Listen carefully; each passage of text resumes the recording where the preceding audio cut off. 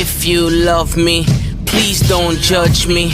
Got my hands tied, the power's above me. Don't shoot the messenger, I'm just a puppet here. If you wanna place blame, then look to the puppeteer. Family, fortune, envy, jealousy, privilege, passed on, legacy, secret, sabotage, borderline, felony, suicide, subtract, selfish, pedigree, yeah.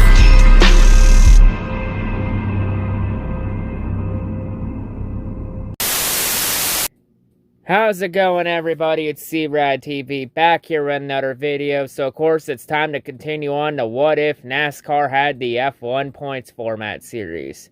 So, the last time in this series, we took a look at the now debunked Midwest series and learned that only a couple things would change, but for the most part, a lot of things that happened in the series in real life stayed the same. And in this part, we're going to continue on and look at the now inactive Southwest Series, which consists of the races in the southwestern United States, mainly in tracks like states like California, Nevada, Arizona, you name it, the Southwest states on the West Coast. So yeah, we're going to take a look at this series. It was a series that ran from 1986 till 2006, so it had 21 seasons. And it shut down for the same reasons that the Midwest and the Southeast series shut down for. So we're going to take a look at it and see what would have changed had they used the F1 Points Format series. And if the F1 Points Format series would have made the series more exciting. And maybe help it stay longer. You never know what would have happened. So anyway, of course, on the screen, I'll show the points formats we're going to be using on the screen here. So we're using 3 different points formats for this one. So yeah, and of course, before we continue on, let me once again stress out that this is just a hypothetical scenario. I know everyone would have raced differently had they used the F1 points format. This is just for fun. So now, with all that out of the way, let's go ahead and let's jump right into it. So for the most part of 1986, the season was all about Ron Esu, who was the class of the field in terms of speed and consistency. Despite late season charges from the likes of Mike Chase, Roger Evans, and Troy Babe, it still wasn't enough to stop Ron Esu, as he would pull away from all 3 late in the year, and Ron Esu would lock up the championship with around a couple races to go in the year. So under this format, Ron Esu would still be the inaugural NASCAR Southwest champion in 1986.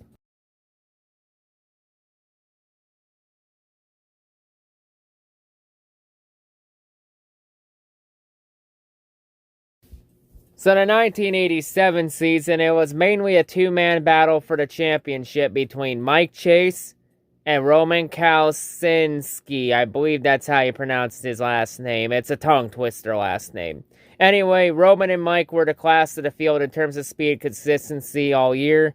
Both were neck and neck with each other. That, for the first time under this format, the championship would go all the way down to the season finale at Riverside Speedway, with Roman entering with a 6-point lead over Mike. In the season finale at Riverside, Roman would suffer a gearbox failure and he would end up finishing 28th. So it was set up to where if Mike Chase could win the race, he would end up winning the championship. In the end, Mike Chase would not even come close to it, as he would end up finishing 5th in the season finale, which means that Mike Chase would fall 4 points short of the championship, meaning the 1987 championship would end up going to Roman Kalsinski.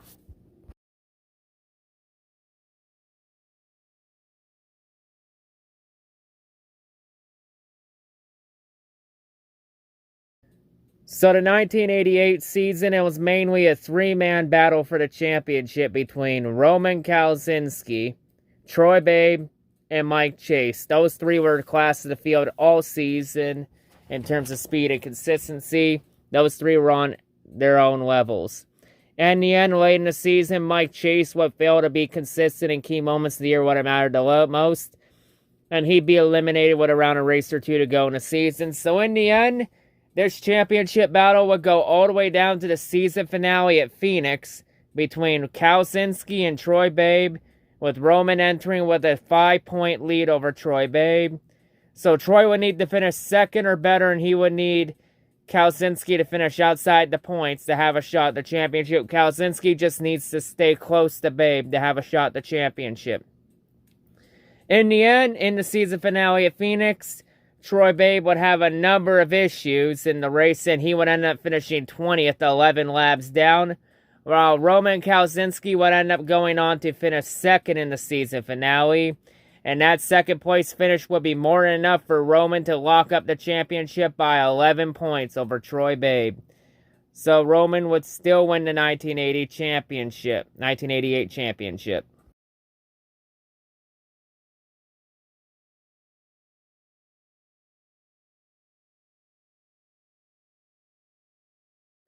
So the 1989 season, it was all about Dan Bruss. Dan Bruss, which is the class of the field in terms of speed and consistency. Like, nobody could match him in 1989. And Dan Bruss, he would end up easily cruising to the 1989 championship. So Dan Bruss would still win the 1989 title.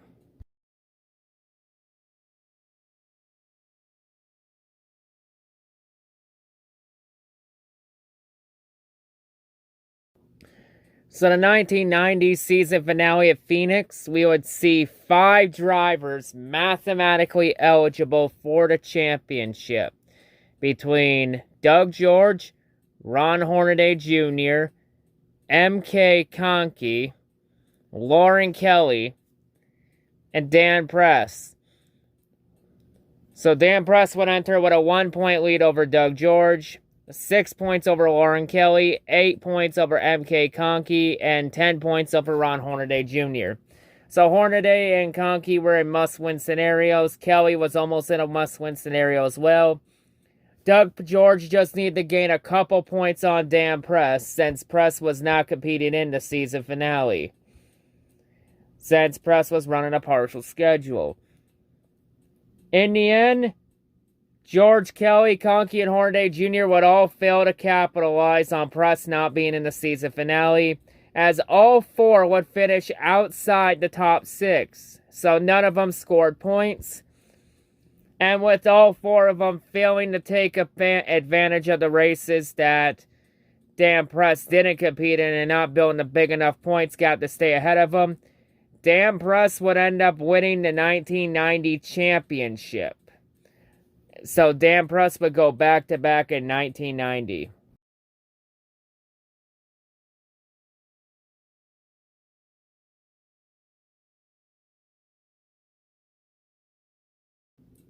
So the 1991 season ended up being a 2-man battle for the championship between Rick Corelli and Ron Hornaday. Those 2 were the class of the field in terms of speed and consistency all year. In the end, late in the season, Hornaday would fail to be consistent in key moments of the year when it mattered the most, and Rick Corelli would take advantage of it and pull away late in the season, and Corelli would lock up the championship with around a race to go in the season. Now, Ron Hornaday would gain some points on Corelli in the season finale, but all that did was just make the championship look a lot closer than it actually did. So Rick Corelli would still win the championship in 1991.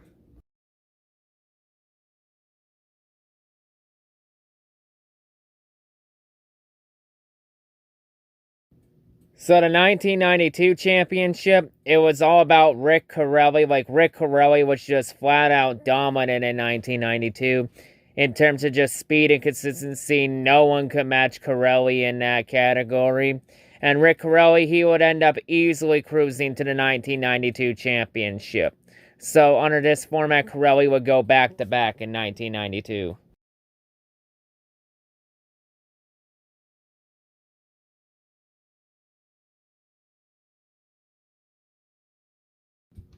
So the 1993 season was all about Ron Hornaday. Like, Hornaday was just flat out fast all year in terms of speed and consistency. Like, nobody could match Hornaday in 1993. And Ron Hornaday, he would easily cruise to the 1993 Southwest Championship.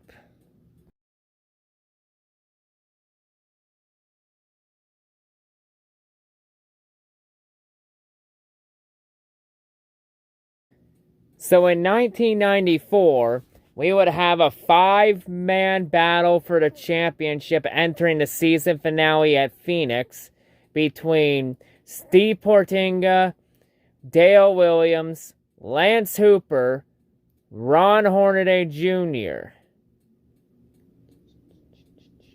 and Doug McCowan. Those 5 would all enter with a shot at the championship. All 5 would compete in the finale at Phoenix.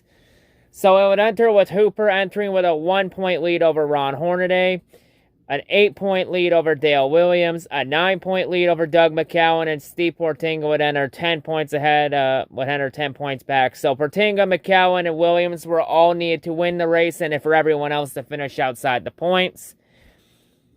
While Hornaday and Hooper just need to finish in the points to have a shot to win the championship. In the end, in a very anticlimactic finale, neither of those 5 finished in the points. All of them struggled throughout the race. So in the end, with all 5 finishing out, it means that Lance Hooper would end up winning the championship over Hornaday by 1 single point by default. So Lance Hooper would end up locking up the 1994 championship.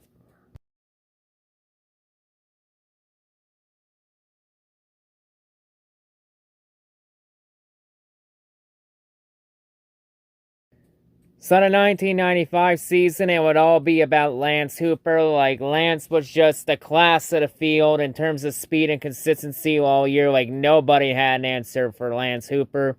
And Lance Hooper, he would end up easily cruising to the 1995 championship, so Hooper would go back-to-back.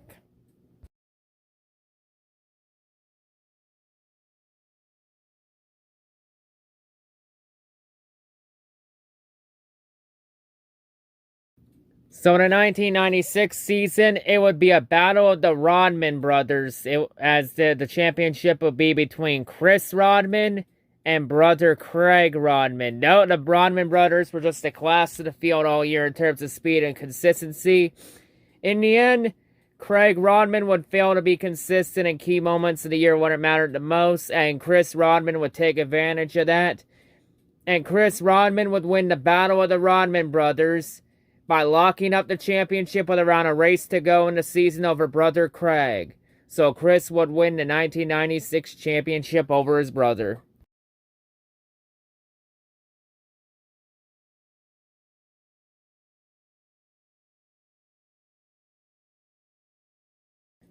So 1997, it was one of those weird seasons where there wasn't a clear-cut dominant driver throughout the year. In the end, there were 5 drivers that separated themselves from the rest, and those 5 being Brian Jamone, Chris Rodman, Steve Portinga, Doug McCowan, and MK Conkey. Those 5 were the class of the field all year in terms of speed and consistency that separated themselves from the rest of the field. In the end, MK Conkey, Chris Rodman, Steve Portinga, and Doug McCowan would all fail to be consistent in key moments of the year when it mattered the most. Brian Jamone would take full advantage of it, and he would pull away from all 4 of them in the championship. And Brian Jamone would lock up the 1997 Southwest Championship with around a race to go in the year. So Brian Jamone would still win the 1997 championship.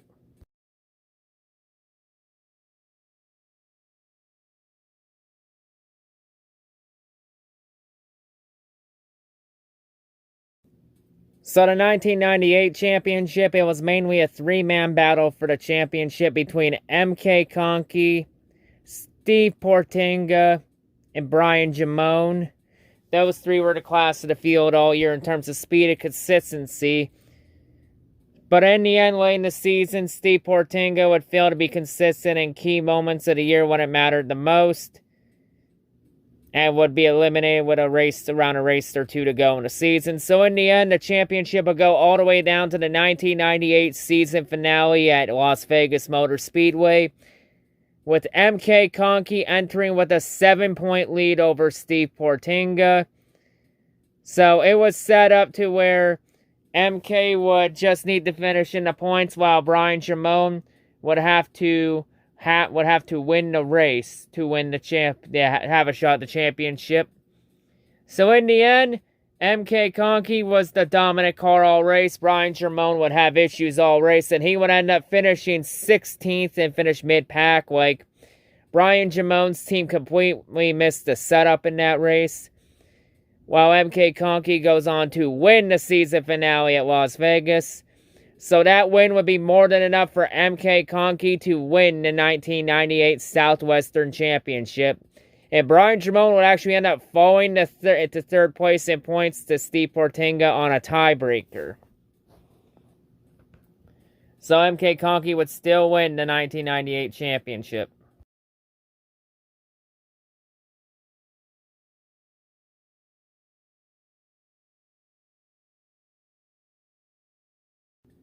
So 1999, the season was all about the sex god, Kurt Busch. Like, the sex god was just a flat-out dominant car all year in terms of speed and consistency. Like, nobody had an answer for him on the track or in the bedroom in 1999. And yeah, the sex god, he would easily cruise to the 1999 Southwestern Championship. And if anyone's wondering the photo, yes, Kurt, the sex god, did do a throwback scheme to this 1999 championship car. This throwback scheme was run at one of the two Las Vegas races in 2019. Believe it was the spring race. Go check it out. But yeah, Kurt Busch would win the 1999 championship.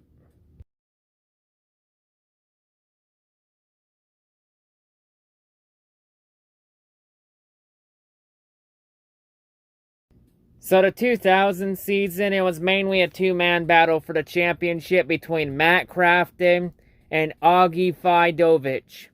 Those two were the class of the field all year in terms of speed and consistency. In the end, this championship battle was so close it would go all the way down to the season finale at Phoenix, with Fidovich entering with a 3-point lead over Matt Crafton. So Crafton needed to finish a couple spots ahead or win the race to win the championship. Fidovich just needs to stay close or hope Crafton struggles. In the end, both Fidovich and Crafton would finish outside the points. Both of them would finish deep in the field in a very anticlimactic finale. So in the end, with the anticlimactic and neither driver finishing the points, it means that Augie Fidovich would win the 2000 Southwestern Championship by default. So Augie Fidovich would be the 2000 champion.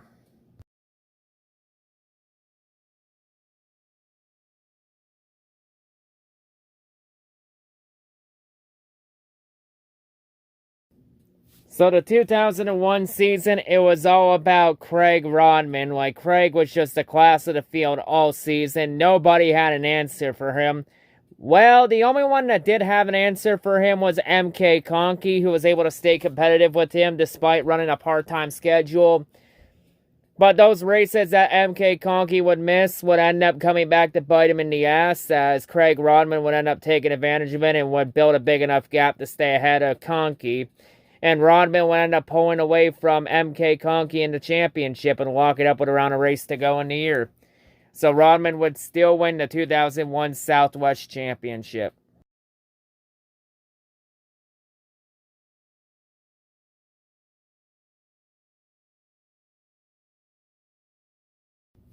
So the 2002 season finale at Phoenix, we would have 4 drivers eligible for the championship between Eddie McKean, Bernie Lamar, MK Conky, and Eric Holmes, as those 4 were the class of the field all year and entered with a shot at the championship.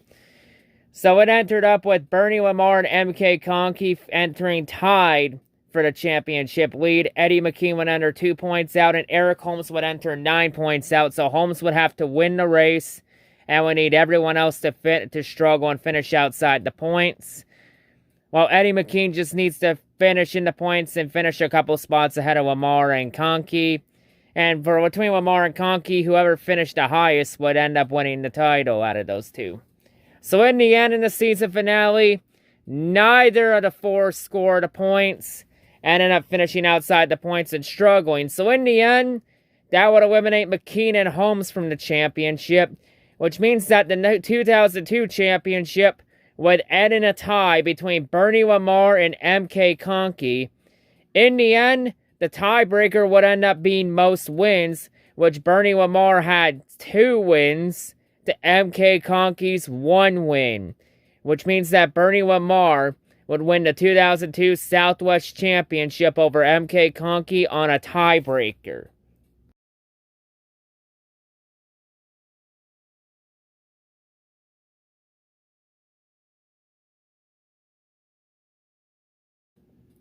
So the 2003 season, it was mainly a 3-man battle for the championship between Augie Vidovich, Eric Holmes, and David Gilliland. Those 3 were the class of the field all year, and those 3 would end up being the 3 drivers that were still eligible for the championship entering the 2003 season finale at Phoenix.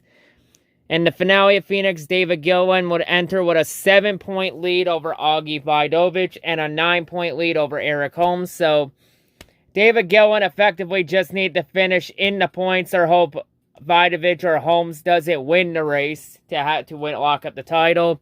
Augie Vidovich, he pretty much would need to win the race and would need Gilliland to finish outside the points to win the title.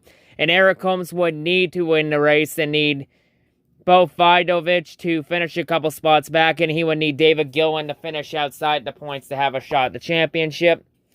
In the end, none of those situations would even matter because neither of those 3 would end up finishing inside the top 8 to score points. So neither of those 3 scored points in the finale, which meant that David Gilliland would lock up the 2003 championship by default. So Gilliland would win the 2003 Southwest Championship.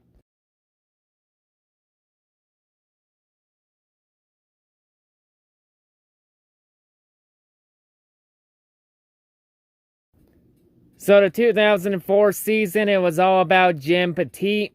Jim was just the class of the field all year in terms of speed and consistency. Like, no one had an answer for him. And Jim Petit, he would go on and cruise the 2004 Southwestern Championship.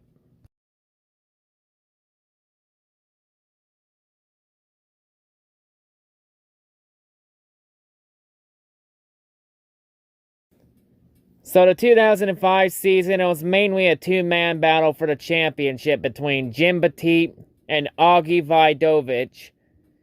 Both of those drivers were the class of the field all year in terms of speed and consistency. It was so close in the championship. In the end, this championship battle would go all the way down to the season finale at Phoenix, with Augie Vidovich entering with a 2-point lead over Jim Petit.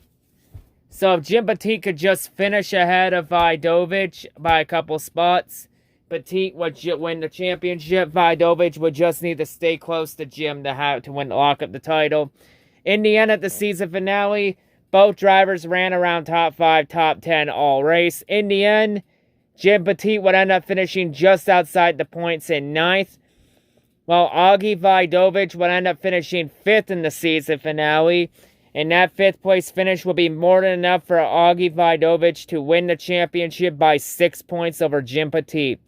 So in 2005, Augie Vidovich would win his 2nd championship.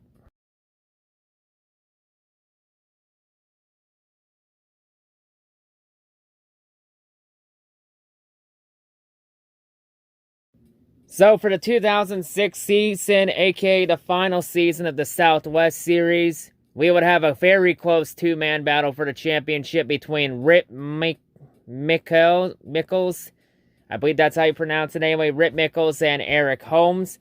Both drivers were dead even, neck and neck with each other in terms of speed and consistency. That this championship battle, in the final season, it would go all the way down to the series finale at Altamont Speedway, with Rip Mickels entering with a 1-point lead over Eric Holmes. And in the season finale, both drivers ran up front for most of the race and were the class of the field in the race like they were all season.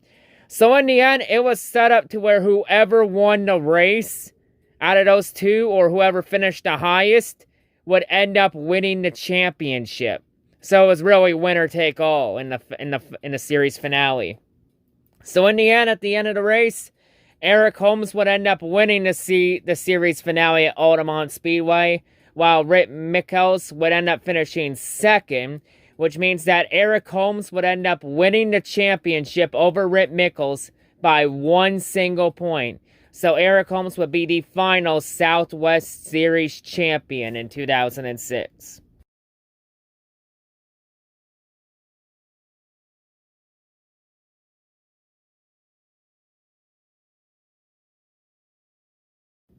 So yeah, anyway, that's going to wrap it up here for this part of What If NASCAR Had F1 Point Series. So yeah, it was a very interesting series, the Southwest Series. Like, there were a lot of different champions. There wasn't a clear-cut dominant driver in the series. Like, the most championships we've seen won by a driver was like 2. And yeah, there are a lot of different champions, a lot of parity in the series. And of course, in this series, we had 10 championship battles go down to the season finale. And we also had 10 title changes under the F1 points format in this series, with 1987, 1990, 1992, 1994, 1998, 2000, 2002, 2003, 2005, and 2006. So there are a lot of different champions under this. So yeah, there were a lot of changes that would have happened under the F1 points format if NASCAR used the F1 points format in this series. So yeah, you know, maybe with the amount of different changes in there and the amount of parity we would have seen, maybe the series would still continue on, but of course it's shut down for financial reasons and other things, and lack of interest. So yeah, maybe there would have been more interest. The thing is, we'll never truly know.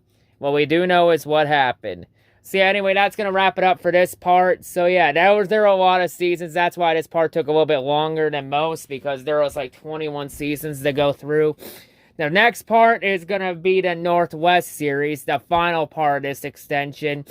There are two more inactive series I want to do before I move into Phase 3, which Phase 3 would be like the ARCA Series, the ARCA East and West Series, the Penny Series, the Mexico Series, and the Europe Series, and then the 2021 season for every active NASCAR series. I also mentioned the Wheel and Modifieds too.